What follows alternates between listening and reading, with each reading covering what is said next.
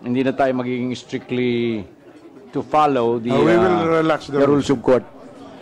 Opo. So, for an orderly conduct of the proceeding, ang gagawin po natin, isa-isa ay ipapasok natin. After that, magdidirect si Secretary Aguirre, and then we will open the floor for interpellation. And then comes the next witness para makafocus tayo dun sa particular witnesses. Okay, so are we ready? Andiyan na ba?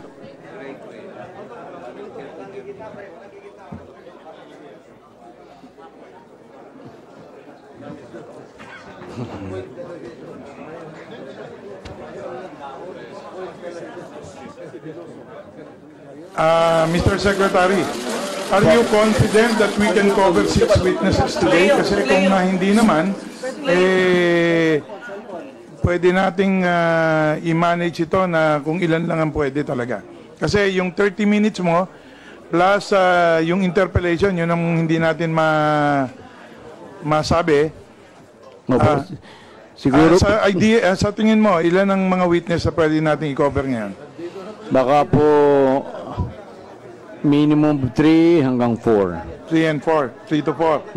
So siguro ano na muna natin. Bilisan po natin para makover lahat. Although meron kasing portions na talagang hindi maaaring bilisan at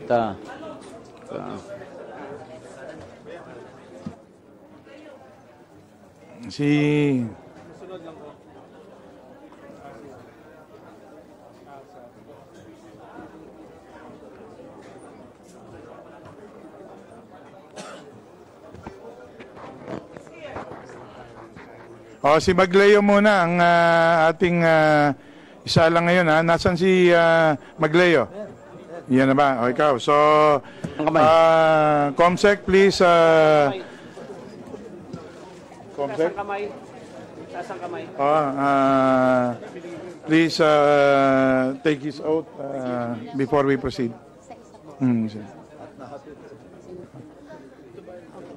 I state your name. Do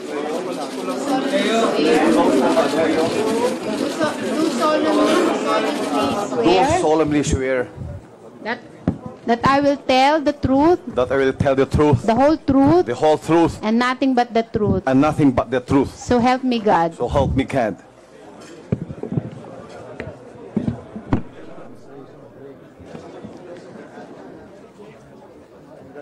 Okay, Mr. Magleo, do you wish to be assisted by a counsel?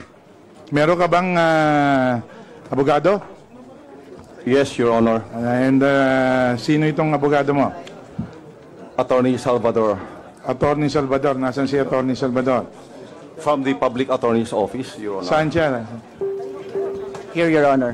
Sige. So, please be reminded that your role is just to assist him in the protection of his rights, no? Pero yung sasabihin niya dito ay dapat manggaling sa kanya. Okay? So, yung buong katotohanan lamang. Yes, Your Honor. Okay. So, can you please, anong pangalan niyo po? For the record, counsel. Attorney Rigel Salvador po from the Public Attorney's Office. Rigel, Your Honor.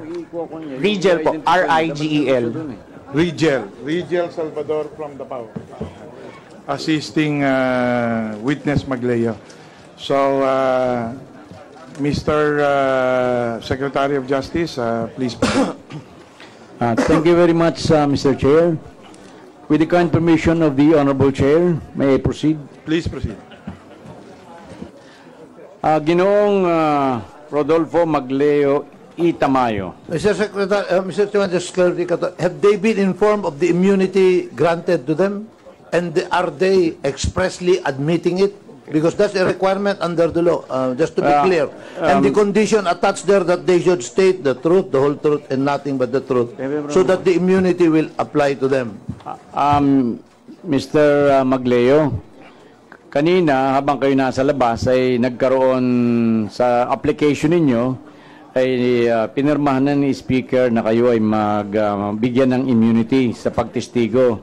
Nangangulugan na yung lahat ng sasabihin ninyo dito sa investigasyong ito ay hindi magagamit laban sa iyo kahit saang forum. Ngayon, pero meron niyang kondisyon na ang sasabihin ninyo ay yung buong katotohanan at pawang katotohanan lamang. Tinatanggap mo ba itong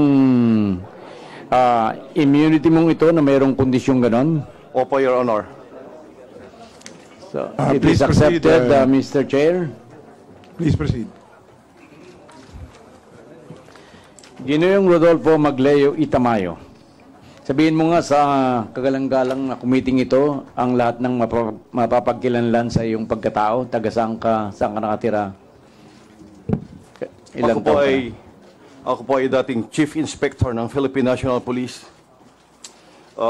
I was convicted of kidnapping last 2004, and I was at maximum security compound since April of 2004, Your Honor. Until now, Your Honor. Sinabi mong ikaw ay dating Chief Inspector ng Philippine National Police at ikaw ay nakakulong ngayon sa maximum security compound. Alam mo ba itong isang organisasyon na Kalasag Organization, kung ano ito? Isa akong founder dyan sa Kalasag Organization, Your Honor. It's an organization of former Philippine National Police, Integrated National Police, and the Philippine Constabulary, Your Honor, kung saan ako ang chairman ng 2 beses, Your Honor, until now. Ngayon, ito bang si DOJ Secretary Laila de Lima ay kilala mo? Kilala ko noon pa, Your Honor. And the first time we personally met was sometimes on mid-year of 2011, Your Honor. Ito bang New Bilibid Prison, ito ba'y papaano, ano ang kilala ito ng anong mga pangalan?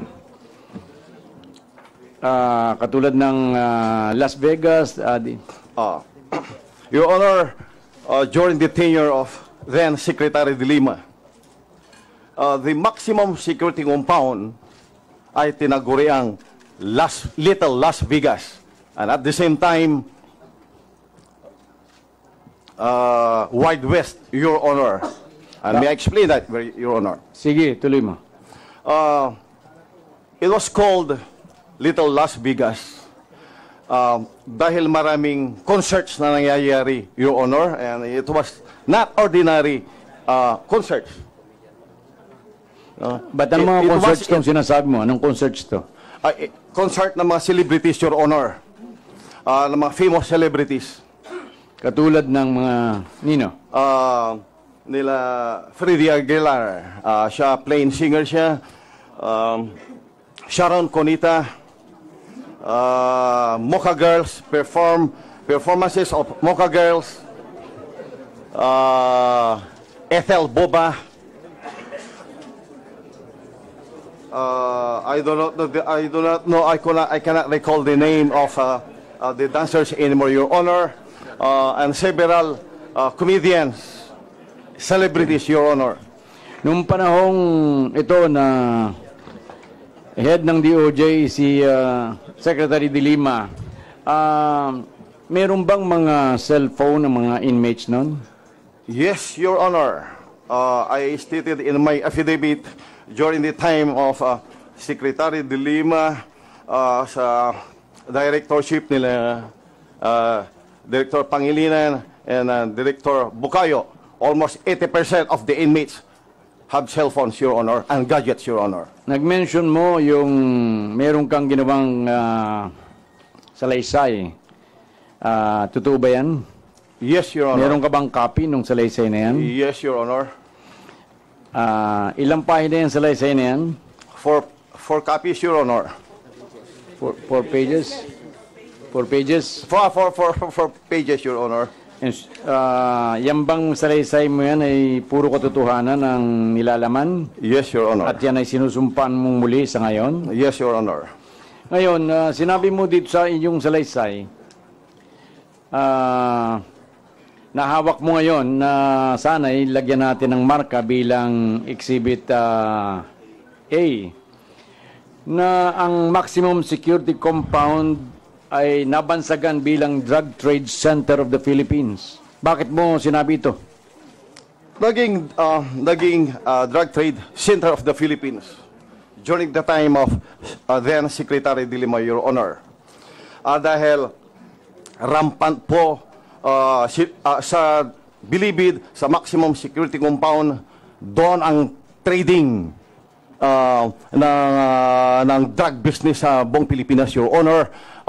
Maraming Chinese nationals, Taiwanese nationals, Malaysian nationals, and the Hong Kong nationals na nakulong na drug lords, Your Honor. And they have their respective Pinoy drug lords, Your Honor, to do the local marketing, Your Honor. But some big-time drug lords outside ay nag-order directly from the Chinese drug lords, Your Honor. Hindi lang Your Honor, pati sa loob ng maximum security compound mismo, Your Honor, ay maraming droga. Sinabi mong maraming mga iba't ibang lahi na nandun sa maximum at sila ay nagdi-deal ng droga. Totoo ba yan? Opo, Your Honor. Ipaliwanag mo nga sa kagalang-galang na committee natin kung papaano ang takbo ng negosyo o ng drug trade sa loob ng Bilibid. By means of cellphone, Your Honor. Texting, calling, Your Honor. Let's say, itong drug lord, itong Chinese drug lord, no? Supplier siya. No? Mga big-time na Pinoy players sa loob ng maximum ay lumalapit doon sa big-time Chinese drug lord. No? Itong mga Pinoy players ngayon, they have their players outside. May mga agents sila sa labas. No? Covering Luzon, Visayas, and Mindanao, Your Honor. Through cellphone, Your Honor, magkukontakan sila. Yung tao ng foreign national drug lord ko, siyang magbibigay ng droga doon sa tao ng Pilipino at magmimit sila sa labas. Yan ay sa labas Just ng Bilibid. Trading lang ang sa loob, Your Honor. So ang order ay ginagawa sa loob ng Bilibid, pero ang transaksyon ng pagpapalitan ng pera at droga ay sa labas. Ganun ba? Yes, Your Honor. Yes. Ngayon, sino-sino? Mag-name ka nga, o pangalanan mo nga ilang mga sinasabi mong Chinese drug lords. Peter Ko, Your Honor. Ben Marcelo. Sino pa? Jackson Lee. Yonyeng. Ang Si. Jimmy Ang. Oh. Alex Chen. Okay. Mga ipapalayo lang naalala ko, Your Honor, hindi nila tunay ng pangalan kasi ang mga Chinese, puro nicknames ang pangalan nila. Okay, so yan ang mga, nasaan sila ngayon, yung mga pinangalanan mong yan, saan sila nakakulong? Yung iba ay nasa building 14, Your Honor, at may nabanggit ako na nasa maximum pa rin, Your Honor. Ngayon, sinasabi mong malaking pera na pag ang inorderan mo ay itong mga Chinese drug lords katulad ni Peter Ko, hindi ba? Sabi mo, malaking pera na ang nagpapalitan? Opo, Your Honor. Bakit mo nasabing malaking pera ang nagpapalitan? Pag ang in-order na yung mga big drug lords katulad ni Peter Ko. One time, Your Honor, some month of September 2012, I had a drinking spree with J.B. Sebastian, Peter Ko, Aguho, at iba pa. Big time. I was only invited, Your Honor, and then biru-biruan kung ano-anong topic na pag-usapan. Doon tumanim sa isip ko yung nabanggit ni Peter Ko. Ang collectibles niya, Your Honor, ay almost 1 billion, Your Honor. Collectibles for that month, Your Honor. Collectible lang yun sa isang buwan lamang? Usually, yung mga big-time drug lords, pag mga ganun, 3 months duration, Your Honor, yung mga ganong collectible. Ngayon, sinabi mo rito sa paragraph 5 ng iyong affidavit na nakilala mo ng personal si Laila de Lima at si Ronnie Palisok. Dayan. Kailan ito nangyari? It was on the mid-year of 2011, Your Honor. For the first time, na-meet ko personally then Secretary Leila de Lima at si Ronnie Palisok Dayan, Your Honor.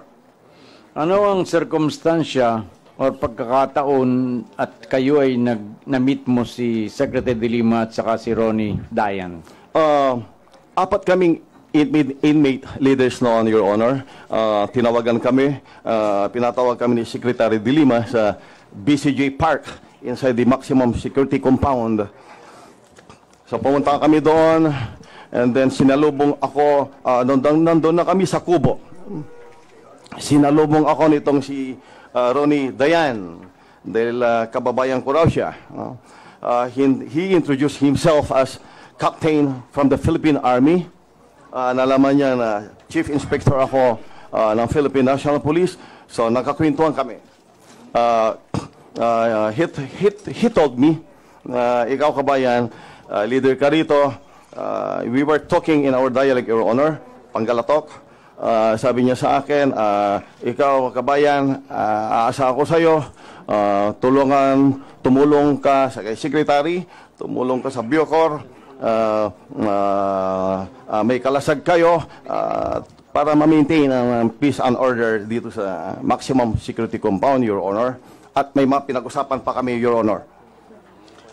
So anong nangyari dun sa nung kayo ipatawag? Ilan ba kayo? Apat po, Your Honor. na pinatawag na mga inmates ni Secretary de Lima? Yes, Your Honor. Ano ang bukod dun sa pagpapatawag na yun? Ano pang sinabi sa inyo? Tungkol sa sinabi ni Secretary de Lima sa amin, okay kayo, aasa ako na kayo ay tutulong sa pag-maintain ng peace and order dito sa maximum security compound. May mga bagay-bagay pang mga sinabi, hindi ko na maalala yung mga iba. At the end part, sabi niya kay Ronnie Palisok Dayan, Ronnie, kunin mo ang cellphone numbers ng apat na yan at ibigay mo rin ang numbers ko sa kanila. Binigay mo na yung apat ang cellphone ninyo kay Yes, Ronnie? Your Honor. Binigay naman ba ni Ronnie yung cellphone ni Secretary de Lima? Yes, Your Honor. Anong instruction ni Secretary de Lima sa pagbibigay ng cellphone niya sa inyo, kung meron? After that, Your Honor, pag-meet namin, kami dalaw lang ni Ronnie Dayan ang nagko-communicate through cellphone, Your Honor. And before bago ko i-detail yun, Your Honor, pwede bang sabihin ko muna yung napag-usapan namin ni Ronnie Dayan bago kami umakyat ng kubo para makausap si Secretary de Lima. Sige, pag-usapan ninyo. Pakisalaysay mo. Bago kami umakyat ng kubo para mag-usap, para kausapin na as an audience kay Secretary de Lima, bilang Panggalatok, first time namin nag-usap bilang magkakabayan, ay cordial yung conversation namin. Sabi ka ni Ronnie Palisok sa akin, kabayan, si Secretary de Lima sa May 2013 ay kakandidatong senador, si Secretary de Lima. Sabi ko sa kanya, napakaswerte mo kabayan, magiging bodyguard ka ng isang senador. Hindi ako magiging bodyguard kabayan. Bakit naman? Sabi ni ma'am sa akin, kakandidato akong mayor sa Orbistondo, Pangasinan. Sabi ko naman sa kanya, wow, big time ka na pala ngayon, dami mong pera, magastos yan na. Hindi, si ma'am ang gagastos para sa akin. Sabi, pag pinagmaybang pa niya, sabi niya, alam mo, tayong Panggalatok, sabi niya, macho tayo. Sabi niya, yan ang puna natin sa buhay. Sabi ko naman, Your Honor, sabi ko, dapat magpamacho ako para paglabas ko ng kulungan, may magpupundo rin ng pagkakandidato ko sa pagka-barangay captain. Yun ang sinabi ko, Your Honor. O yan ang sabi ni Ronnie Dayan dun sa sabi mong yun. Tawa na lang kami, Your Honor. Apira na lang kami, Your Honor. Ba't nagtawanan kayo? Iniyabangan niya ako. Kunting yabang din na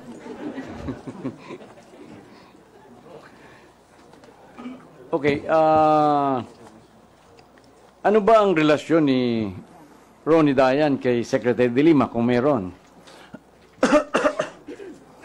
He told me that he's a chief escort and bodyguard of then Secretary de Lima, Your Honor.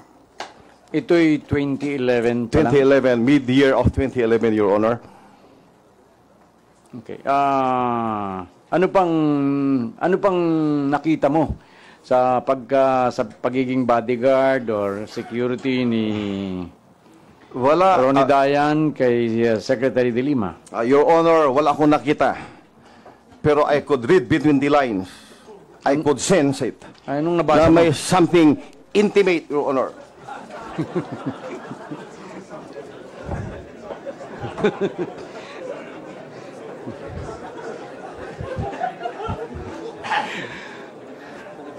Ano ba yung intimate na parang nabasa mo? Although you could read between the lines. Anong ibig mong sabihin nun? Your Honor, ang isang naging major ako, so mas mataas yung salary ko sa isang captain. And here comes isang ordinaryong captain na baryo sa Orbisto ng Pangasinan, no? Mali lang sahod niya. And here comes, niyabangan niya ako na pupuntuan daw siya ni Madam, ni Secretary de Lima. So something is intimate, Your Honor. Ngayon, alam ba ni Secretary de Lima na may cellphone kayo? Nakita ba niya? Hindi po, Your Honor. Pero binigay namin ang mga cellphone numbers namin, Your Honor. Pagkakuha ni Ronnie, ibinigay kay Secretary de Lima, pinakita. At pinabigay din niya yung cellphone number ng Secretary sa amin. By that alone, Your Honor, alam niya may mga cellphone kami.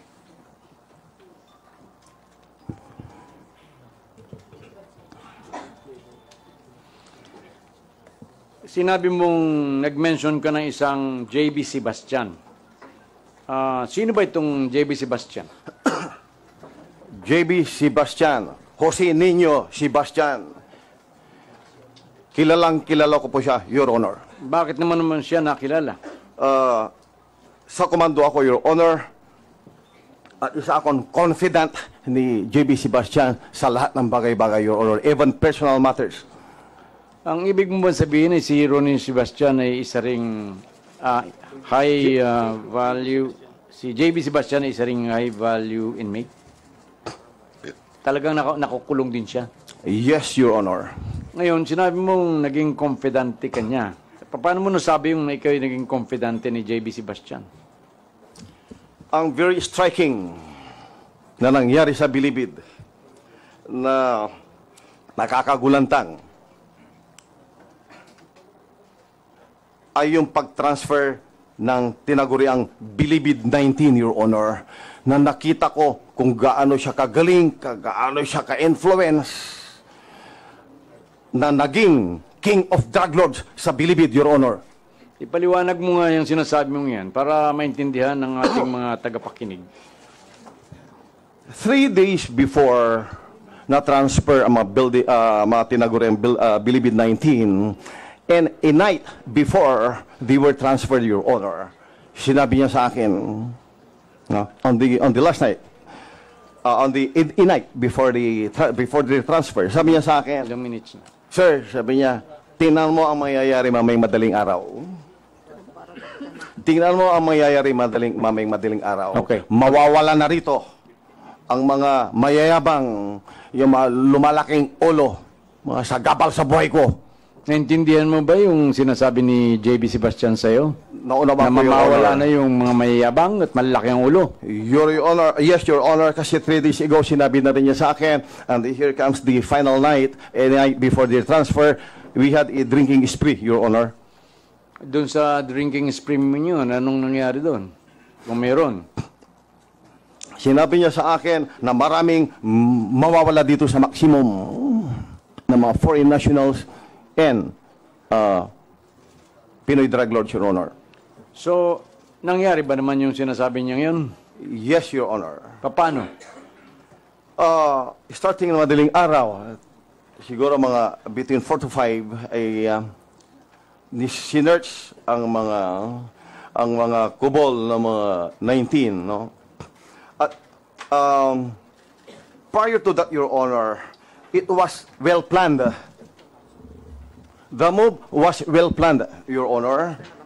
Hindi lang si JB Sebastian ang kumilos doon. Your Honor. May mga kasama siya na tatlo, Your Honor. Si ex-Superintendent Rafael Cardeño, Class 82 of PMA. Ex-Police Senior Inspector Loriman Manrique. And ex-SPO1 Edgardo Herrera, Your Honor. Sila nagplano, Your Honor. Kasi po, nakikinabang din sila kay JB Sebastian, Your Honor. Sila ang nakakaalam ng mga ginagawa ni JB Sebastian, Your Honor. Gaya ng yung mga gastos niya during time of Director Pangilinan, gumagasto daw siya ng in a day, in a single day, abot ng 1 million ang gastos niya para sa Bucor, Your Honor, pag may Bureau Affairs. Gastos nino? Ni JB Sebastian. 1 million, isang araw? Yes, Your Honor. Okay. Bago natin ipagpatuloy yan, pakitingnan mo yung paragraph number 10 ng iyong affidavit. Meron kang sinabi dito na nakakalungkot man, ako ang aking partner leader, isa sa mga gang organization sa hindi nagtagal at pagkatapos silang buwan ay tinanggal kami sa aming posisyon bilang leader na hindi namin inaabot ang 50,000 linggo ang quota ni Dayan. Paliwanag mo nga kung ano yung quota na ito. After we had a personal meeting with Secretary de Lima, then Secretary de Lima, my communication with Mr. Dayan was through cell phone. 2 weeks after we met, palaging nagte-text sa amin. No? Sabi niya, we need your support. Kayo babanggitin yung pangalan namin. No? Forwarded sa amin lahat. Sabi niya na kailangan namin ng tulong nyo na panggastos sa opisina, sa DOJ, as required by then Secretary de Lima, Your Honor. Ngayon, dahil sa kami ng aking partner, hindi namin na-meet ang 50,000 per week. Ang naibibigay namin pag pupunta siya doon, si Dayan ay 3,000, 5,000, hindi pa abot ng 10,000, Your Honor. Hindi nagtagal ay ilang buwan ay natanggal kami, Your Honor, sa aming bilang inmate leaders.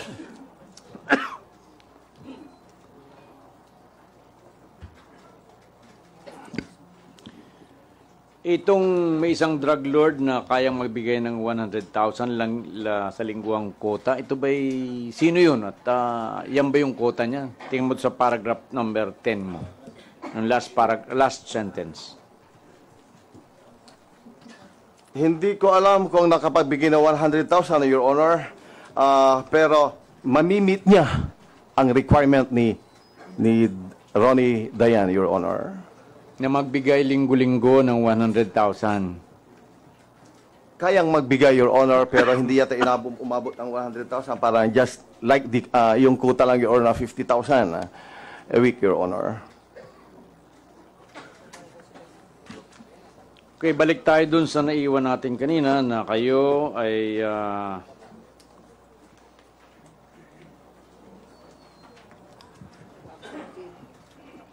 yung pagbalipat sa New Bilibid. Ikaw ba'y kasama na nalipat sa Bilibid 19 sa NBI detention cell? No, Your Honor. Hindi ako big time, Your Honor. Isa lang akong nagtatrabaho, tumutulong sa mga kapwa inmates ko sa maximum, Your Honor, sa pamamagitan ng functions ng Kalasag Organization, Your Honor. So itong mga inilipat sa NBI, yan yung malalaking drug lords, tama ba? Yes, Your Honor. And may I explain, Your Honor, bakit sila ang napili? At yan ang mga drug lords na kakompetensya ni JB Sebastian. Exactly, Your Honor. Ipaliwanag mo nga. Yung mga tinaguriang Bilibid 19 ay inilipat dahil yung mga iba ay hindi na nakipag-cooperate kay JB. Dahil hindi naman talaga drug lord sa yung lahat ng bilibid-19. Tinutukuhan sila na bibigyan kita ng 20 kilos, 30 kilos, and make sure they dispose mo yan sa loob ng isang buwan. Hindi kaya na mga yon. So, hindi sila kumukuha sa kanya. That's the reality. Isa pa, yung may iba ay kakompetensya niya sa negosyo, lalo mga Chinese. Yung mga Chinese na yun ay madamot sa kanya. Yung iba ay naistapa na niya. No, yung mga iba ay hinihingan pero ayaw magbigay sa kanya. So, pinatransfer niya, Your Honor. Itong may sinasabi kang yung iba na drug lords ay naistapa na niya. Sa panong paraan at napang-istapa si JB Sebastian doon sa mga kapwa niya, drug lords? Just like si Peter Ko, Your Honor.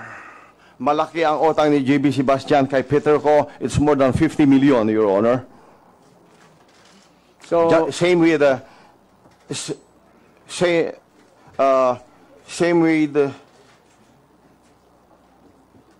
Sam Chua, Your Honor. may utang din si JB Sebastian kay Sam Chua. Opo, Your Honor. Paano nag-uutang? Paliwanag mo nga. Nabigyan na siya ng shabu at hindi na nabayaran yung iba, Your Honor. Pag ikaw ay kumuha sa mga Chinese drug lords ng shabu, halimbawa, 30 kilos.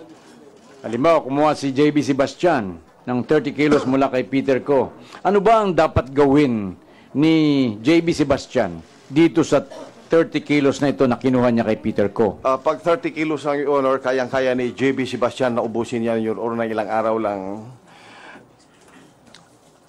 Usually, ang ginagawa niya, kunti lang munang kukunin niya, lalo nung nawala ng bilibid-19. No?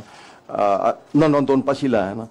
Kukuha ng 10 to 20 kilos sa isang Chinese supplier, babayaran niya yon, and here comes, pagkuha niya ng marami na, this is 60 to 100, kunti lang babayaran niya at palilipat na niya, Your Honor.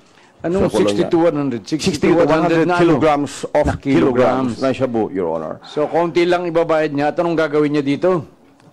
Pagkakuha niya, ay minsan babayaran ng konti, palilipat na niya. Or, gaya, same with Jackson Lee. Si Jackson Lee, una kinuha niya 20 kilos, binayaran niya.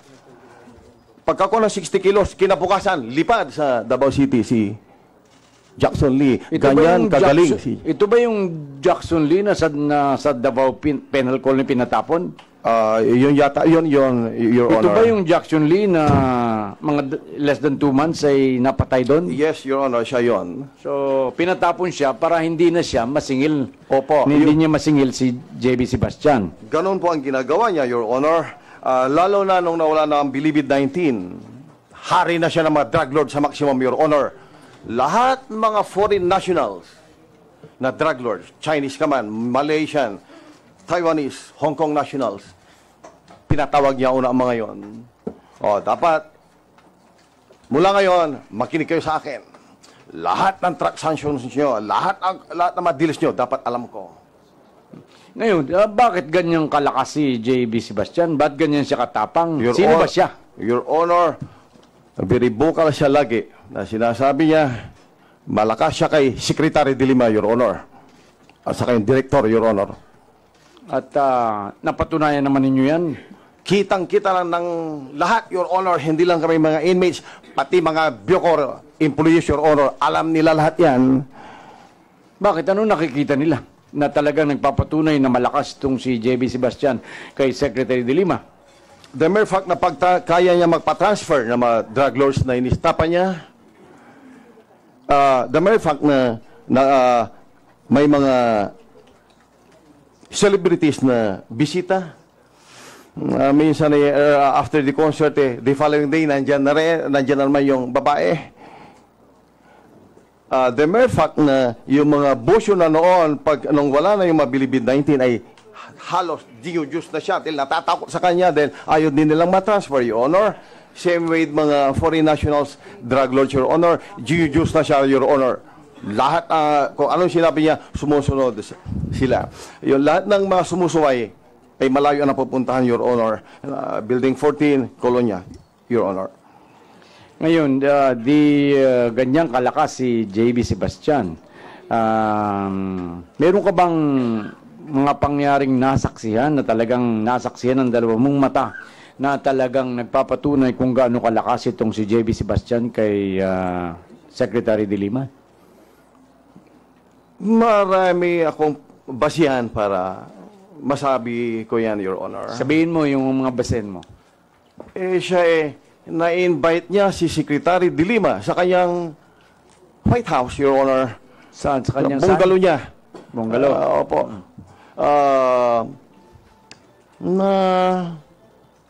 For me, it's something abnormal, no? And I could sense something, papasok si Secretary de Lima sa kubol ni Sebastian, na dalawa lang sila, Your Honor. Hapon yun, at abutin ng mga 2 to 3 hours doon sa kubol niya, Your Honor.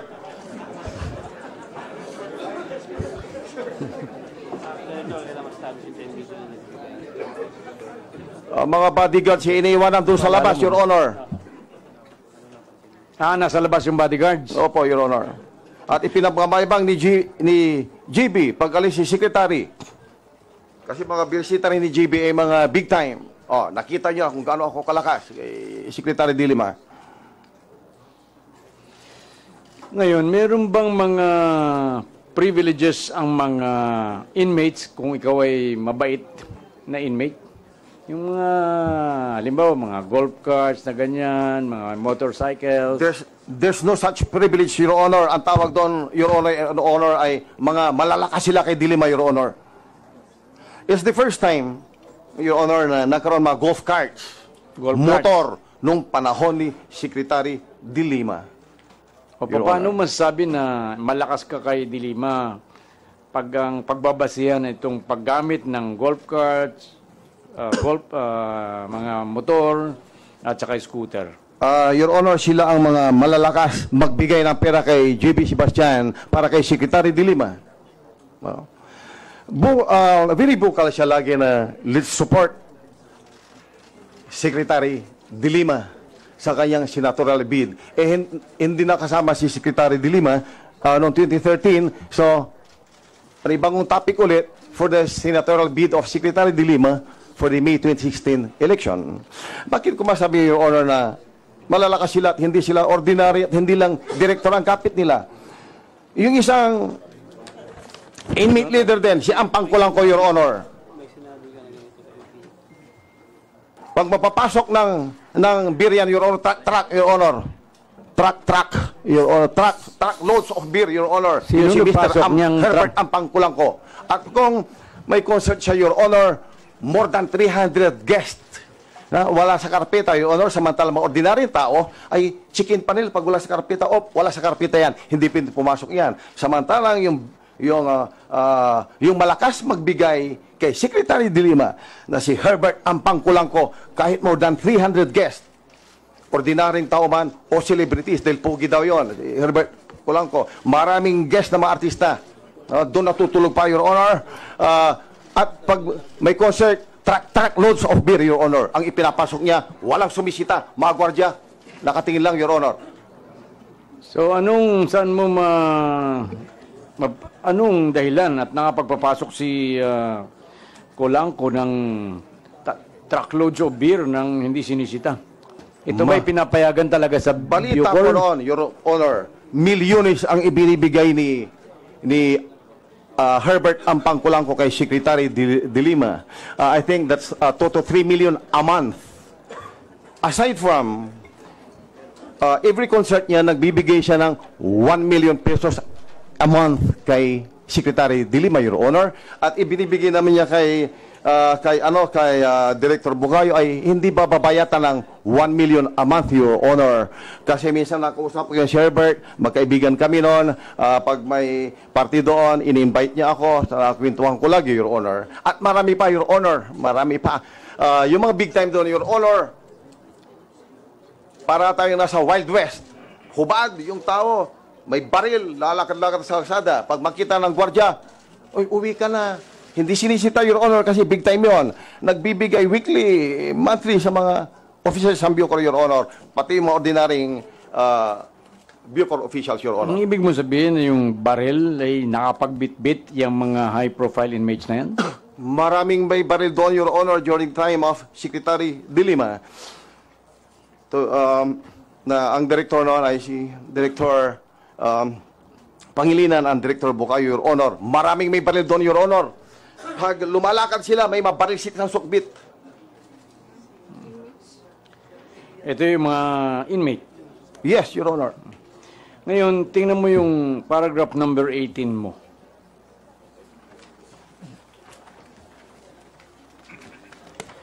Nang tanungin mo si JB Sebastian kung papaano niya nailipat o napalipat yung 19 na high-profile inmates sa NBI.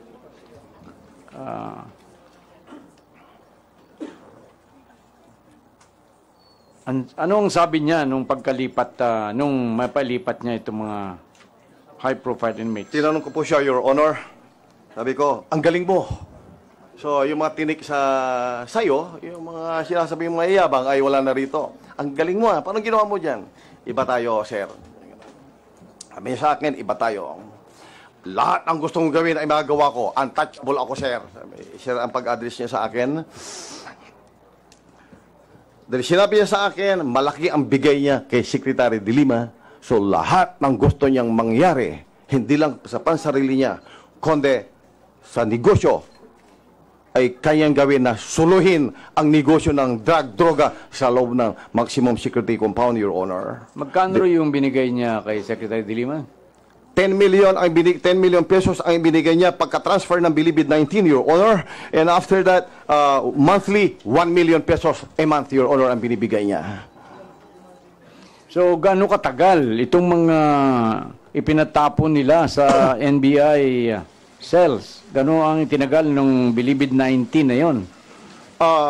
Si JB Sebastian ay naging successful sa kanyang plan to centralize drug trade inside the maximum security compound for 8 months, Your Honor. December 2014 sila na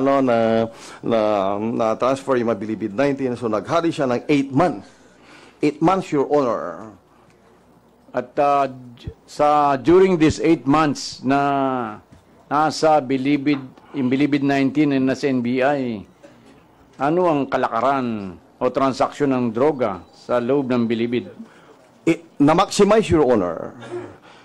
Na-maximize niya yung trading, Your Honor.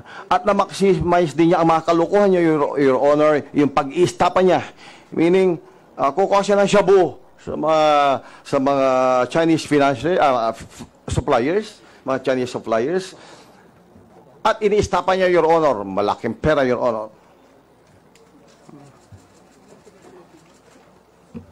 Mr. Secretary, mahaba pa ba tayo? Malapit na po.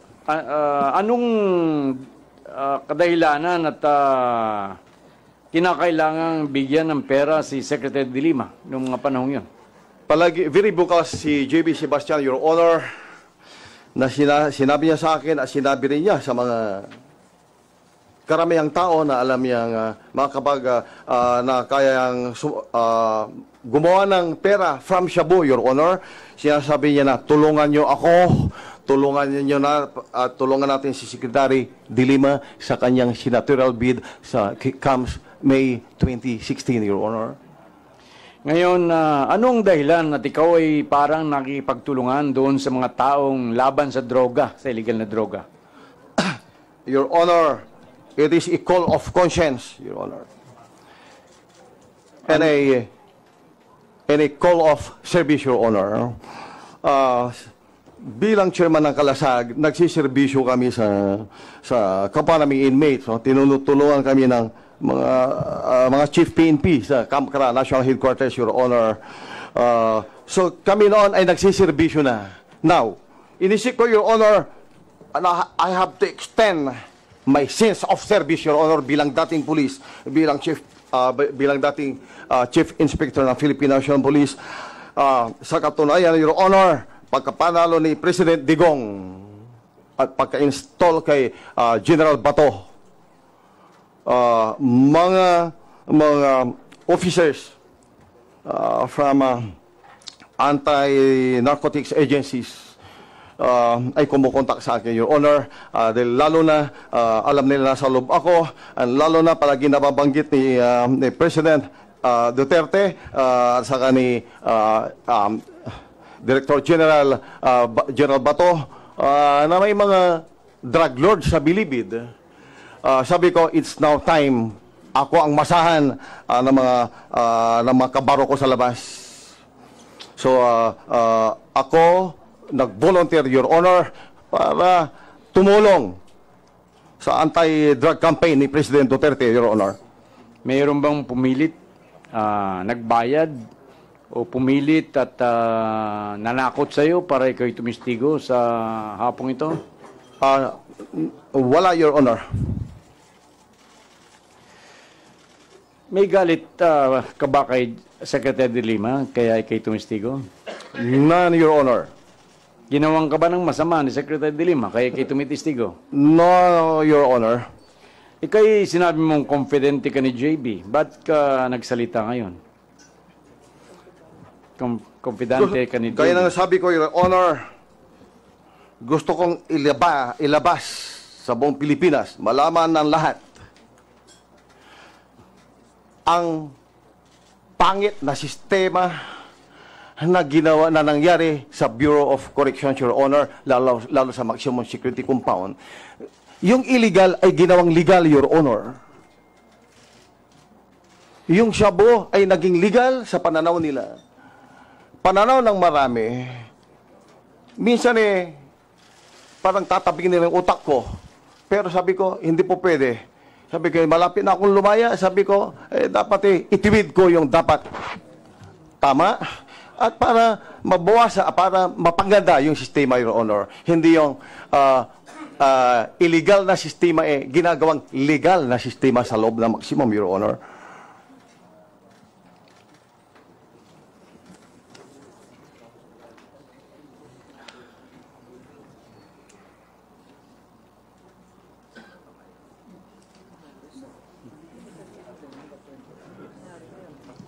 Nang umupo si Pangulong Duterte at nag-take over ang SAF sa New Bilibid, ay, sandali, I withdraw that question. Nang mulang 2011, nung bago pa lang, o 2010, nung bago pa lang si Secretary de Lima, na naupo bilang Secretary of Justice, lumala ba o nabawasan ang transaksyon ng illegal na droga nitong bandang huli ng kanyang mga 2012, 2013 ng kanyang panunungkulan? Sir, 2004 na sa maximum na ako, so na-observe ko lahat ang sitwasyon doon.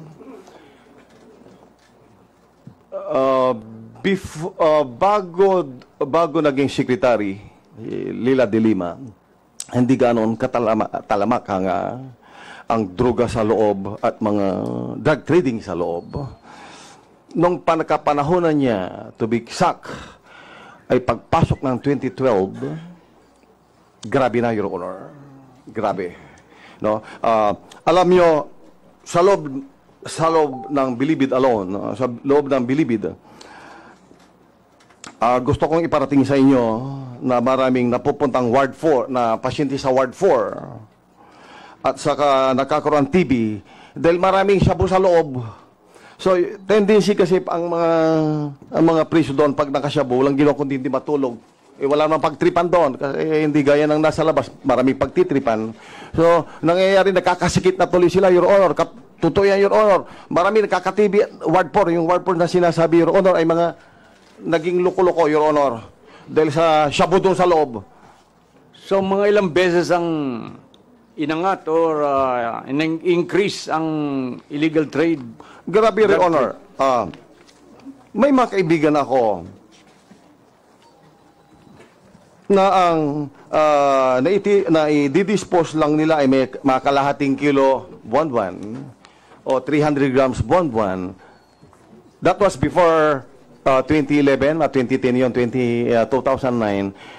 Pagpasok ng 2012, ay malalakas na sila, Your Honor. Umubos ng 20 kilos, 30 kilos a month, Your Honor. So, talagang nag-ilan doble? Times times 300, 200%, Your Honor. That's all, Mr. Chair. Mr. Chair, point of order. It's a matter of procedure. Before the good secretary ends his questioning to the witness, we would like to ask him to let the witness identify the affidavit as well as the signature found in the affidavit. Okay, I will Thank you, Bob. will you please look at the copy of the affidavit? Your Honors, the affidavit is only a Xerox copy. Ngayon, Where although is the Xerox- original? we have the original.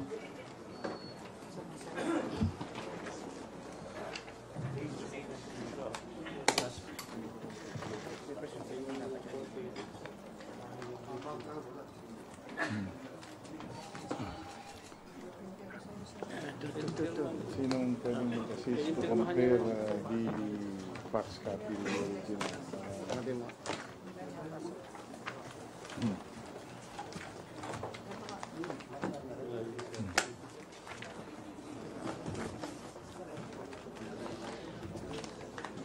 Mr. Magleo, pinakikita ko sa iyo ang isang affidavit nito. Original po ito, hindi lamang yung katulad ng hawak ninyo na Xerox copy. May we request, Mr. Chairman, that the original itself be already marked as an exhibit for purposes of comparison. Meron pa ba tayo? Comsec, please mark it as anong exhibit na to? Okay? Earlier. Exhibit A. Pinakikita ko sa iyo ang affidavit na ito ni Rodolfo Magleo E. Tamayo na may 4 na pahina. May mga pirma ang unang pahina sa left-hand margin at dun sa pang-4 na pahina ay mayroong pirma sa babaw ng iyong pangalang Rodolfo Magleo Tamayo. Tingnan mo nga ang dokumentong ito at sabihin mo sa ating galang-galang na membro ng ating committee kung ito nga yung affidavit na ginawa mo at pinirmahan mo. Meron kaya silang.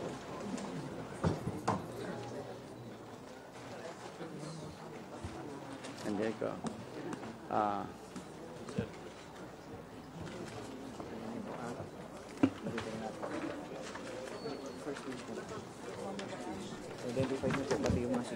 Ito lang. Parang-pareho ba ito? Ito lang pirma natin matukan. Your Honor, lahat ng mga signature sa left side ng aking affidavit ay aking signature as well as yung signature ko sa ibabaw ng aking pangalan, Your Honor. Doon sa page 4, sa Excuse me. May I request, Mr. Chairman, that the identified signature as appearing on top of his printed name be marked as Exhibit A-1. I would like to request, Mr. Chair, that since we have only one original, may we request that the same be photocopied and that the markings be done in the Xerox copy?